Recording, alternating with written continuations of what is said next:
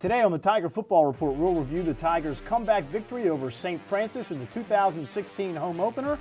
Get ready, Tiger fans. The Tiger Football Report begins now.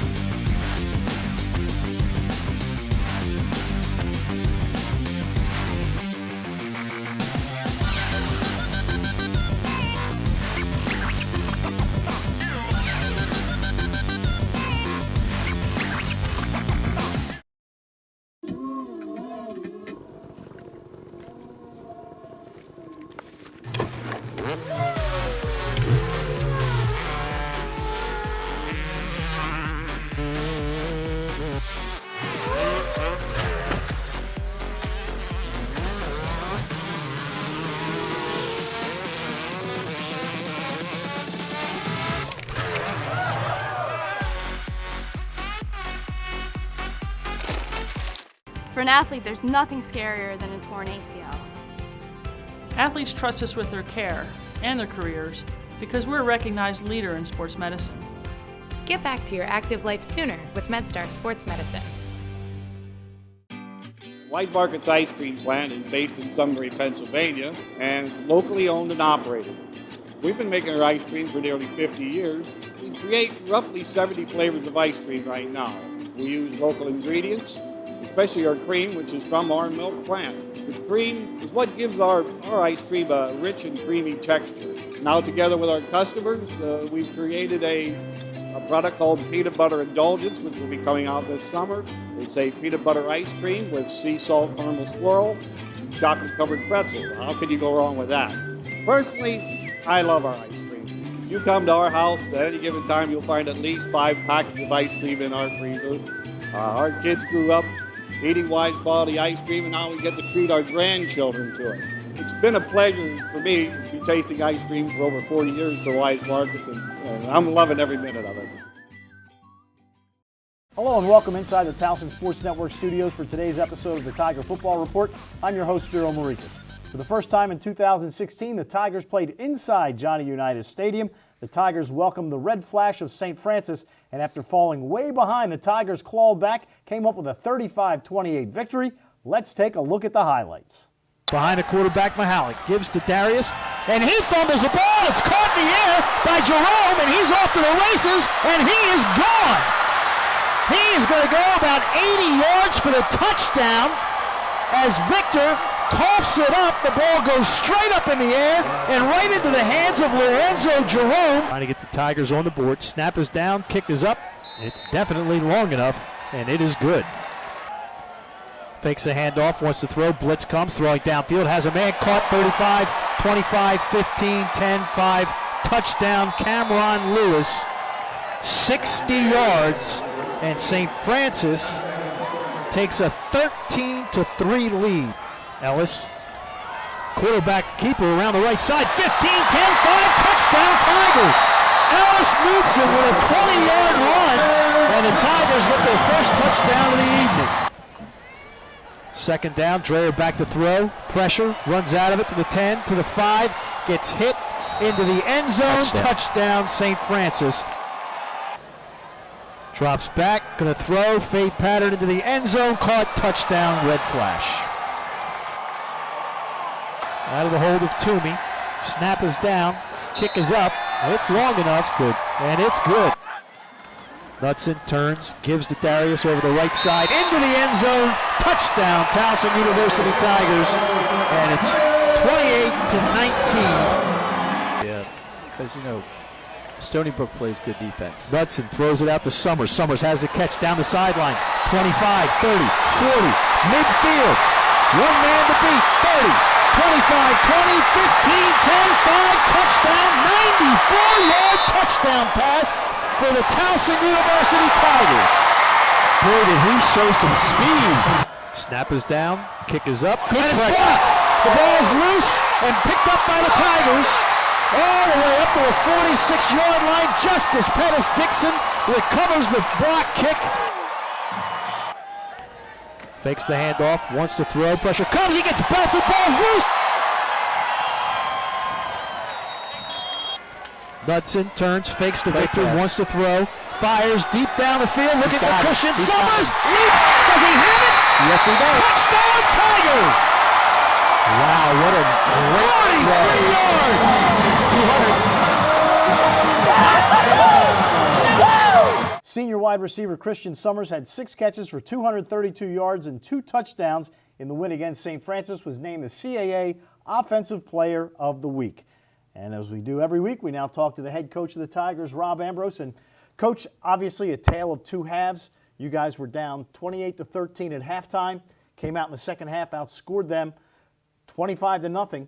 What was it that was said, and you referenced this in your press conference, maybe not by you, but by your players at halftime? Words. We talked. We talked about what we didn't do in the first half. We talked about who we are and how we practice, how we play, and what we want to accomplish. And we talked about what we needed to do in the second half to get it done.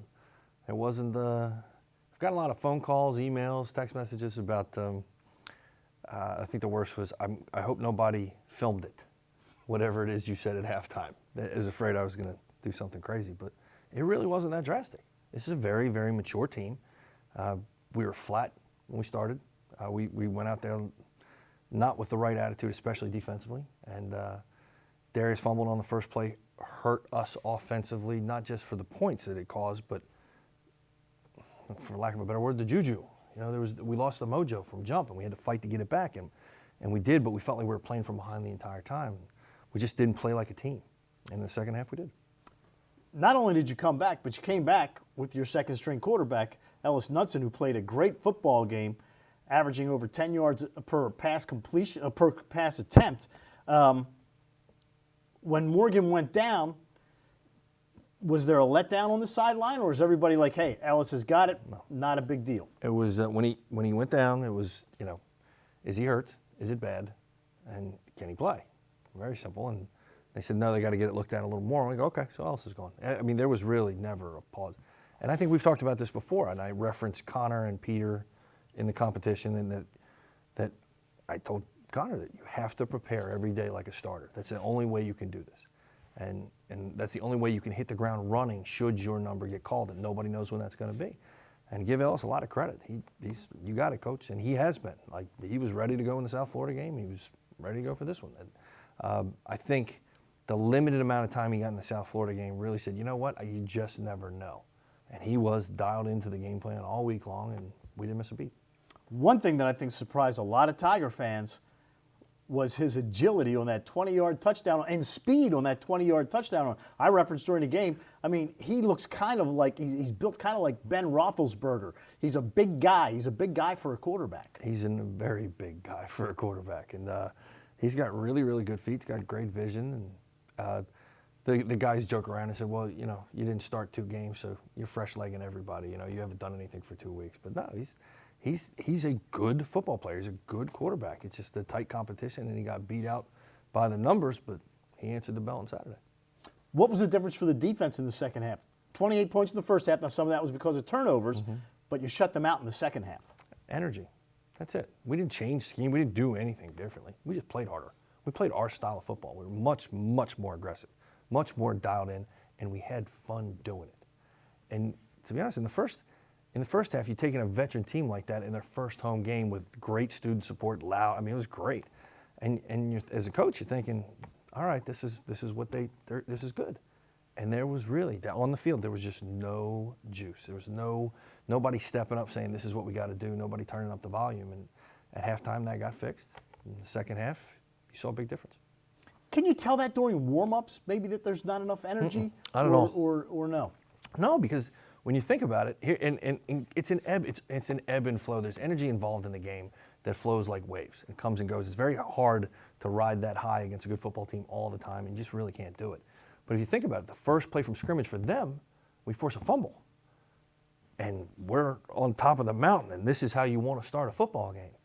And to turn around and fumble it for a touchdown for 80 or 90 yards the other way on the next play, the kids weren't down in reference to, oh my God, the game is over. And we'd actually talked about that one individual not allowing him to break the game because he's so good. And here we are handing him the ball to run free for 90 yards on his second play of the game. So the kids weren't down. They weren't hanging their heads. It just really took a whole lot of air out of the balloon, and we had to fight to get it back. Obviously, the Tigers did that to get that victory. Let's talk about the students because they turned out, and since you've come back, the students' average attendance is way up. But this week may have been the biggest that we've seen since you've been back. No, it was better. We had built it. You know, in 9 and 10, I spent a lot of time on campus with the kids. 11 and 12, we start winning, and they're packing the house. At 11, we go to the playoffs for the first time and sell the place out. And, it's really on a groove. And 13, we're just, you know, everybody's on the bandwagon. And at 14, it was a combination of graduating all those guys in a bad year program-wise, and some administrative things that happened outside the athletic facility part of campus that kind of put a grenade in it. And the kids kind of got turned off. And in truth, I had a chance to be on campus, to be out, to run into some kids, and to schedule a meeting. And we scheduled a meeting with a bunch of fraternities and sororities. And Greek life, and it was just me and the heads of a bunch of fraternities and sororities, and got together and talked about tailgating, talked about football, and talked about the collegiate experience for them. And I said, when do these guys get to be a part of 10, 12, 15,000 people? I mean, seriously, if done correctly, we could have 15,000 students at a game. Right. When can you get 15,000 kids between the ages of 18 and 22 together that's not illegal? You know what I mean? Like, seriously, I remember when we were younger. I mean, seriously. And that's a great experience in college. And our conversations with these kids, it wasn't about, you know, throwing a rave in the parking lot, although tailgating's a big deal, and it should be a big deal, it should be fun. But just the overall day and creating a memory. And those kids took to it, and they went to their frats, they went to their friends, they went all over campus, and they were awesome. I have not been a part of such a fast turnaround, ever. And those kids made a difference. Like, I watched them in pregame, and they were brutal to St. Francis. They were. It was hard. If I'm an opposing coach and a player, that's frustrating. I mean, to know there's thousands of people right there that are against me, it kind of takes you out of your game a little bit, and they help. It's very rare that you can get college students to affect change in something. And those kids affected that game. And I am truly grateful. My players are, I mean, you want to talk about how grateful our players are. I'm sure Saturday night in Towson was a heck of a night. I'm sure it was. Now, before we finish things up on this segment of the program, we should talk about St. Francis and how much that program has come along in the last decade. Well, you've seen them all. Right. You know, you've seen all these games, so you know. And you know that there were times when St. Francis lined up against us and had no chance to win a ball game. And the team you saw play us on Saturday is close to a top 25 football team. There's a reason they took Montana. That they were winning in the fourth quarter, 2,000 miles from home. And every year they play us a little bit tougher. And I give their coach, Chris, he's done a great job. He's turned that program around. And now they're a 7, 8, 9 win team a year. They're not a pansy anymore, and it's a ball game. It's a physical ball game. And they're a team that, I mean, it's possible that these two teams could match up again because they've got a shot to win their conference and get to the playoffs. We talked about that after the game. We shook hands, and I have great respect for him. And he said, I got an idea. How about you win your league? I'll win my league. And we'll see each other in the playoffs. He goes, because this is fun. This is a fun game. And for everybody that was there, for the kids that played, it was an up-and-down game. It was physical, had big plays. It was a fun game to be around. And isn't that what it's supposed to be? Football's supposed to be fun. That is. Matter of fact, a little trivia. First time the Tigers played St. Francis was at St. Francis in 1995, and that was the first time that Rob Ambrose ever went down on the field and coached during a game. Had to come down from the booth in that game. That will do it for today on the Tiger Football Report. Join us next time when Coach Ambrose and I preview the Tigers game against the Villanova Wildcats. For head coach Rob Ambrose, I'm Spiro Morekas. Have a great week, and as always, go Tigers.